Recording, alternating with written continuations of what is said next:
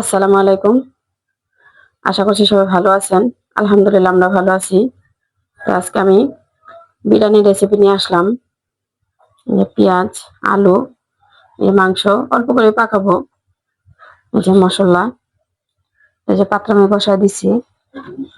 তো এখন আমি তেল দিয়ে দিই। বিসমিল্লাহ।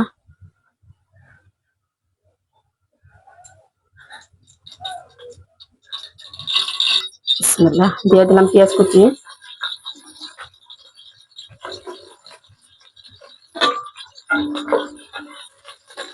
পেঁয়াজটা কিন্তু হালকা ভাজা হয়ে গেছে, বাদামি কালার, হালকা বাদামি হয়েছে। তো এখন আমি গরম মশলা দিয়ে দিলাম, এলাচি, দারচিনি, তেজপাতা, গোলমরিচ।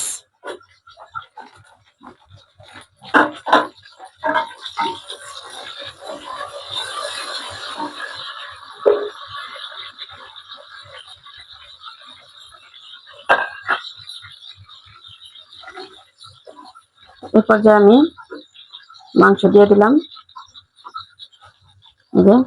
দিয়ে আমি পানি জড়ায় রাখছি, কারণ এটা ফার্মে মুরগি, তো পানি না জড়াইলে পানি কিন্তু উঠে যায়, তাই আমি পানি জড়ায় দিছি।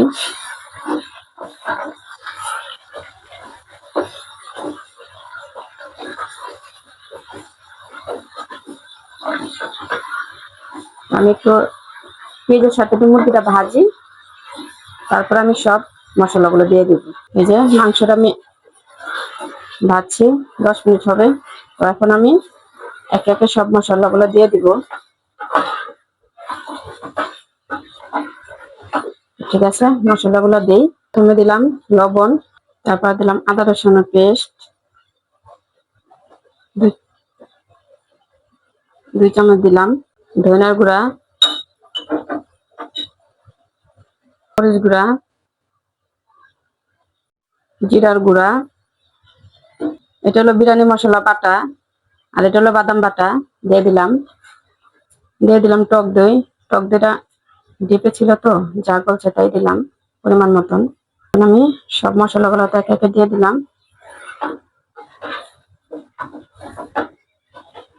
এখন কষাই।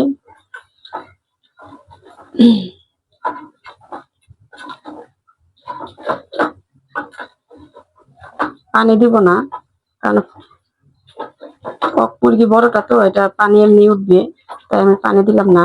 এভাবে কষাবো। আমার সব মশলা কিন্তু একে একে দেওয়া শেষ। এখন আমি এটা কষাবো।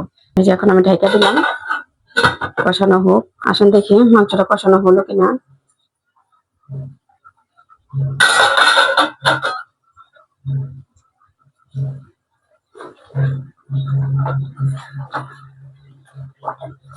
আমি এটার ভিতরে চাল দিয়ে দিব, তাই পানি দিলাম না। আমি এই কষানোর ভিতরে আমি চাল দিয়ে দিব। এরপর যে আমি দিয়ে দিলাম আলু, কাঁচামরিচ।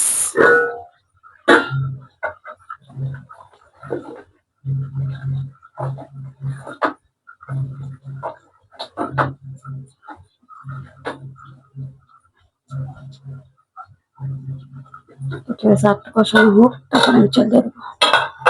আসুন দেখি মাংসটা কষানো হলো কিনা।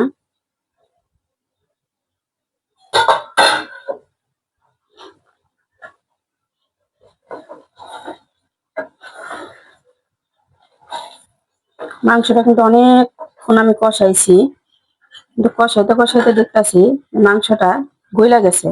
এটার ভিতরে চাল দিব না, এই মাংসটা আমার উঠায় তারপর আমার চালটা দিতে হইব। আর মাংসটা কিন্তু গইলা গেছে, কারণ চাইলের সাথে পানি দিতে হইব। মাংসটা কিন্তু গইলা যাব। আলুটা থাক, মাংসটা উঠায় ফেলাই। কারণ অনেকক্ষণ আমি কষাইছি। কারণ এটা কক মুরগি, তো চিন্তা করছি যে পানি দেই নাই, চুলা কমাইয়া কষাইছি, একটু একটু ইয়া হোক। কিন্তু এখন দেখি মাংসটা ওই টক দিয়ে দেওয়া হয়েছে না, এই কারণে মাংসটা কিন্তু গলা গেছে। ওই যে মাংসটা কিন্তু আমি উঠাইছি। এখন আমি এটার ভিতরে আমি চাল দিয়ে দিব।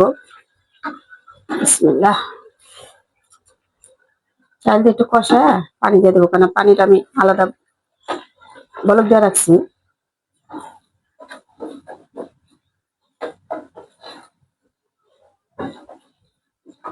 মাংসটা অনেকক্ষণ কষাইছি আমি,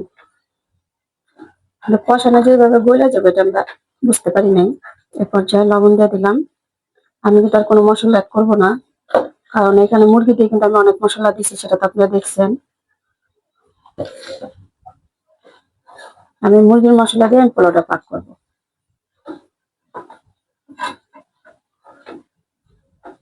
আমার চালটা কিন্তু কষানো হয়ে গেছে, দেখেন পানি নাই। এই পর্যায়ে আমি পানি দিয়ে ফুটায় রাখছিলাম, এই যে এই পানিটা দিয়ে দিব। যে পানি দিতেছি, বিসমিল্লাহ।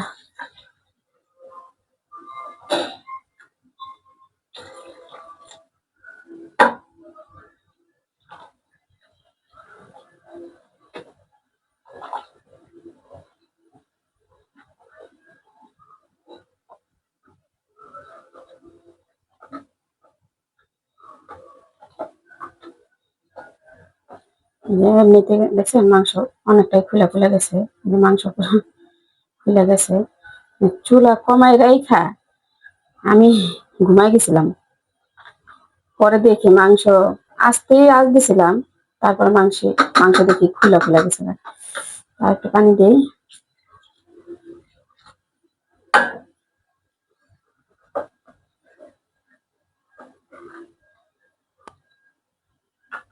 আমি কাঁচামরিচ দিয়ে দিলাম।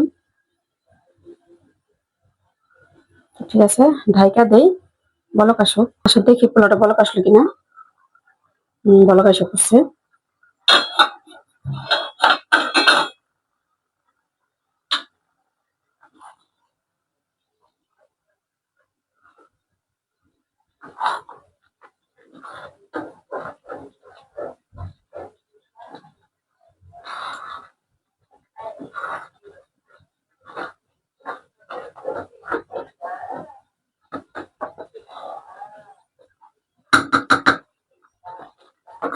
এখন আমি পোলাওটা দমে দিব।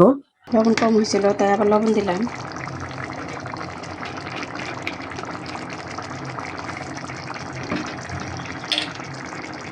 এ পর্যায়ে আমি দিয়ে দিলাম কেওড়া জল।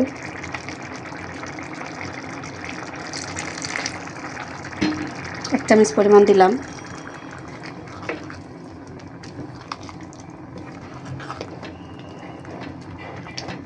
পোলাওটা আমি দমে দিলাম।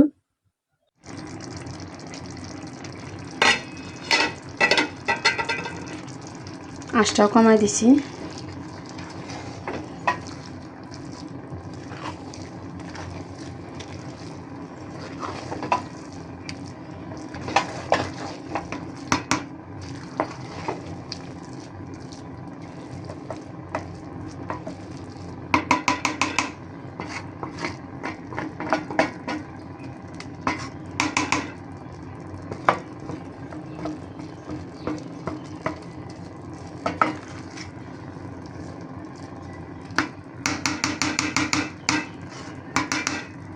ঠিক আছে, আমি এখন ঢাইকা দেই, এটা দমে আস্তে আস্তে হোক, পরে আমি মাংসটা অ্যাড করবো।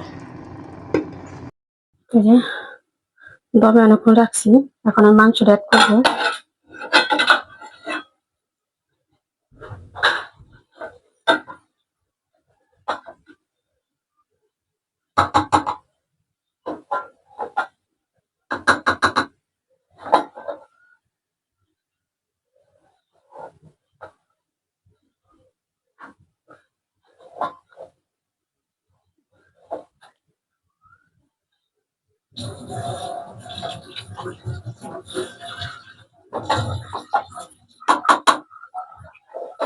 পোলাওটা কিন্তু সিদ্ধ হয়ে গেছে।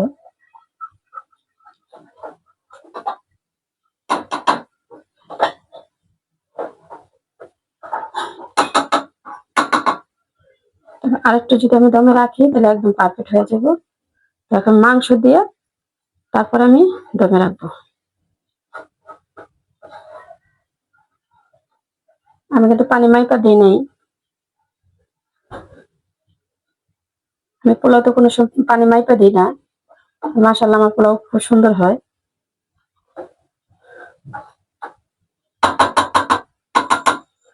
কি হয়েছে? আপনি একটা মাংস খাবেন? আপনি তো খাবেনই না, আপনি তো আমার জাতীয় শসা। তবে আমার মাই আমার রিভিউ সুন্দর দিতে পারে, স্পেশাল মুখ কোনটা ভালো হইলো না হইলো। যে মাংসটা দিয়ে দিলাম, আর আমার ছোচা তো লিয়া গেল মাংস। এই যে আমার তো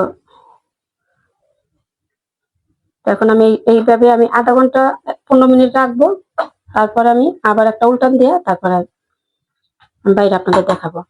আর একটা কথা, আমাদের ফ্যামিলি কিন্তু সদস্য আরেকজন বাড়ছে আলহামদুলিল্লাহ। আমার দেবরের ছেলের নাতি হয়েছে, মানে দেবরের ছেলে যে কথা আমার ছেলে একই কথা। তো কিছুদিন আগে তো আমার মেয়ের হয়েছে, সেটা তো আমি অনেকবার বলছি।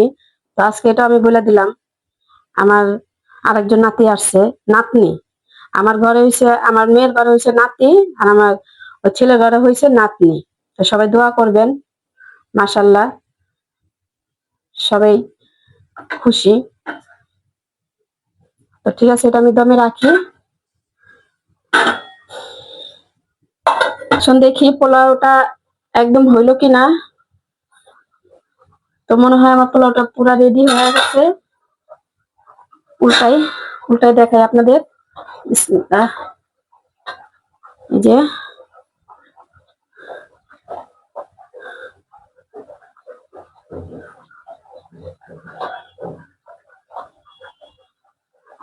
একদম পারফেক্ট হয়েছে কিন্তু।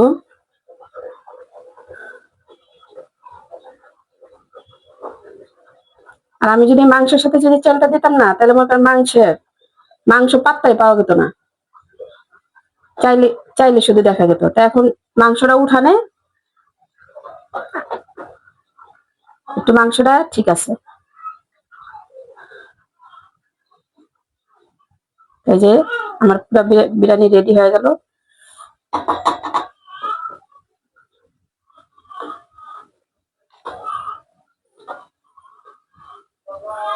তো ঠিক আছে, আমি বাইরে আপনাদের দেখাই। আসুন, এখন আমি ঢেকে দিলাম, আমি কিন্তু চুলাটা নিবাই দিছি। তো এই যে হলো আমার বিরিয়ানি। তো দেখেন তো কেমন হয়েছে, লোভনীয় হয়েছে কিনা। তো আমার বিরিয়ানিটা পাকটা আমি পুরাটা রেসিপি আপনাদের দিলাম। তো আপনারা পাকায় দেখবেন কেমন হয় না হয়, আমাকে জানাবেন। তো খাবেন। আর যদি এই বোনের বাসা যদি আসতে ইচ্ছা করে আসবেন, পাক পাক করে খাওয়াবো ইনশাল্লাহ। তো ঠিক আছে, আজকে এই পর্যন্ত। সামনে আরেকটা রেসিপি নিয়ে আসবো। তো সবাই ভালো থাকবেন, সুস্থ থাকবেন। আল্লাহ হাফেজ।